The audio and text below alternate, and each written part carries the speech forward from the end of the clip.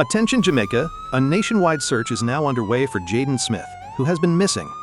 He was last seen in the afternoon on Friday, September 26, 2025, near Perth Road in Manchester, wearing a brown khaki school uniform, the same one you see on this notice board. We desperately need him back home. If you've seen Jaden or know anything about his whereabouts, please contact the police immediately at 119. Let's come together to help bring Jaden home safely.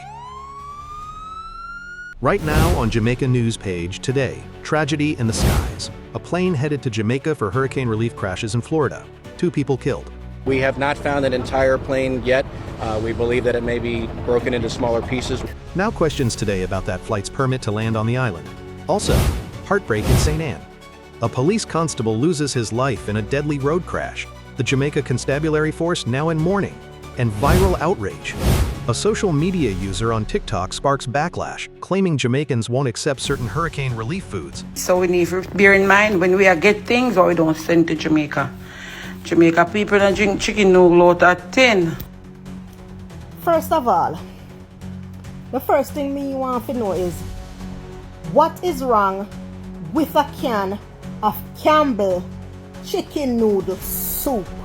And for today's hot question, are Jamaicans being ungrateful by refusing certain hurricane relief foods? Let us know your thoughts in the comments below. Jamaica News Page Today is powered by viewers like you. Click subscribe, tap the notification bell, and stay informed. The news starts right now. 2 people were killed Monday morning when a small aircraft bound for Jamaica on a hurricane relief mission crashed in Coral Springs, Florida. The organization Ignite the Fire Ministry has announced its founder, 53-year-old Alexander Verm, and his daughter, 22-year-old Serena, died in the crash. I looked up and I saw all this debris in the air, it looked like somebody blew up a building, and it was just everywhere. The devastating chain of events happened shortly after the pair took off from Fort Lauderdale Executive Airport around 10:20 Monday morning. Witnesses watching as the plane began to nosedive. The next thing we know is it just took a dive and went straight to the ground. So first of all, on behalf of the government of Jamaica, I want to extend deepest condolences to the family of the father and daughter who tragically lost their lives in the plane crash yesterday in Florida. The aircraft was bound for Jamaica on a hurricane relief mission. Mr. Alexander Worm was known for his unwavering kindness and his lifelong dedication to serving others, and he has been providing aid to Jamaica since the relief efforts began.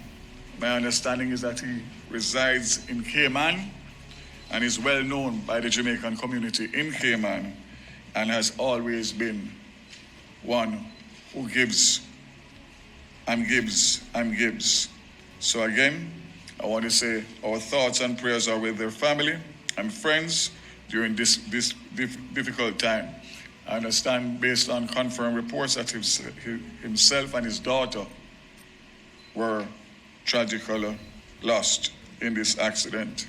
And to state that despite the established process, we have landed several relief flights and would have landed this one in good faith based on its mission.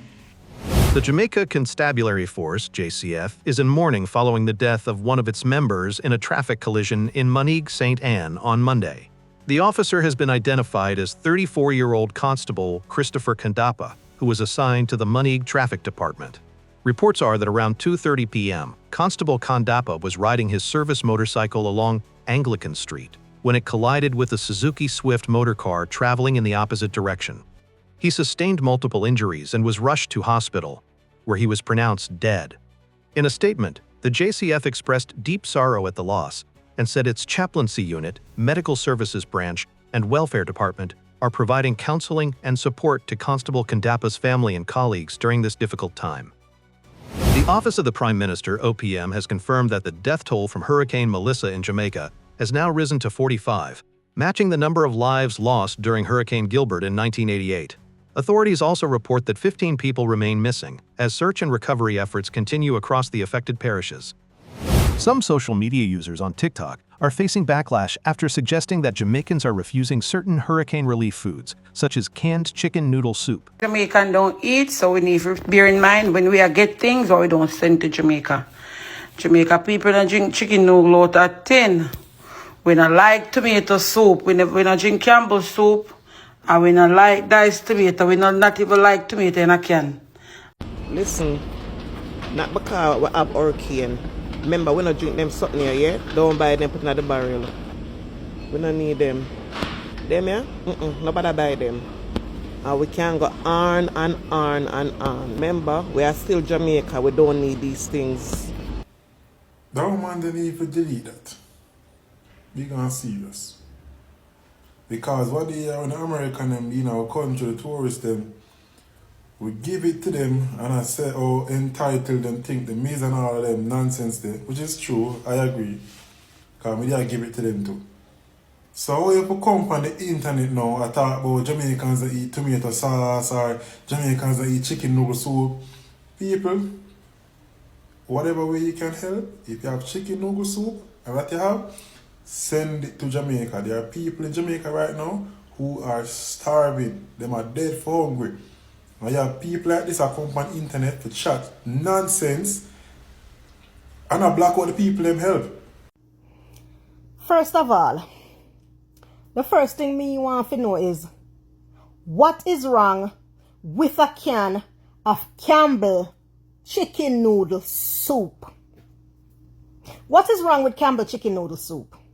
What is wrong with tomato soup? They say if you not go over St. Elizabeth, no bring the cream crackers because they might tell you no to ring out to no mama. And they say if you not bring food over Westmoreland, they don't want to stew, they want seafood boil. They say every victim has now developed entitlement issues. Yeah man, they say nobody no want to work back for nothing, they just want to sit down and get it. And for today's hot question, are Jamaicans being ungrateful by refusing certain hurricane relief foods? Let us know your thoughts in the comments below. The news never stops, and neither do we. Here's what's ahead on Jamaica News Page today. A 30-year-old man is dead, his stepfather now accused of fatally stabbing him. Stick around to hear what police are revealing today. And heartbreak along the Rio Cobre. A 25-year-old farmer's body was pulled from the river. Hear what investigators suspected happened. Plus, not good enough. Digicel founder Dennis O'Brien slams the UK's hurricane aid to Jamaica, calling for stronger support and reparations. The news never stops, and neither do we. Jamaica News Page today is powered by viewers like you. Please click subscribe and tap the notification bell to stay informed. Thank you for subscribing. Now back to the news. A 30-year-old St. Catherine man was stabbed to death on Sunday following a dispute with his stepfather at their home in Portmore. He has been identified as Trevor Irving, a forklift operator of Duncan's Avenue in Waterford, St. Catherine.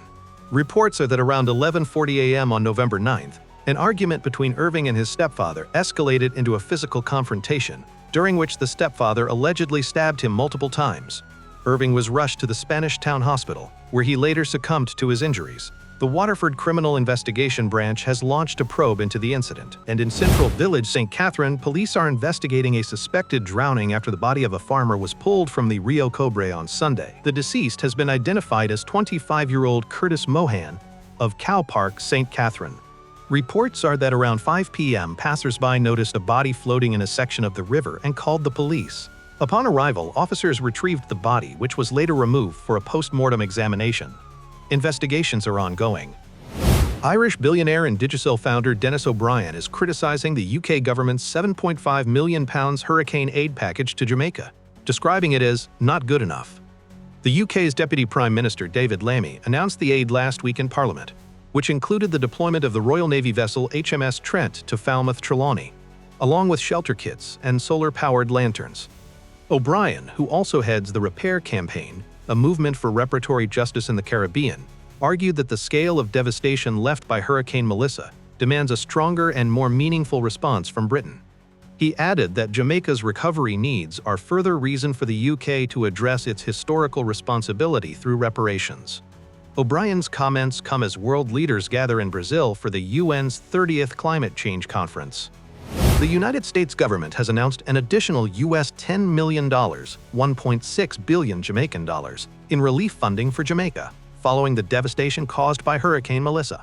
Jamaica is one of the United States' oldest and closest allies, and that means we will be here in the good times and also in the bad times. So we are very fortunate that we were able to mobilize a tremendous amount of U.S. government resources to help respond in the early days of this crisis. We formed a disaster response team even before the hurricane made landfall. They were able to get here, within a day, as soon as the airports and air infrastructure allowed them to come. We brought search and rescue teams from LA and Fairfax County, 70 personnel that we brought in here. They had dogs and chainsaws, and they're experts at sort of moving roads, finding people, rescuing them from difficult situations, and then almost immediately started bringing humanitarian assistance in from our hubs, activating our network of partners, NGOs, from Samaritan's Purse to the UN World Food Program, and in addition, the United States Department of War has significant assets in the region, which we are able to, bring under our control.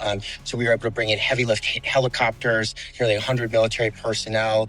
They've moved more than 500,000, and that was this morning. And now they're doing a few more flights, so it's going to be way more. 500,000 pounds of life-saving aid. And so their work continues, and our work continues.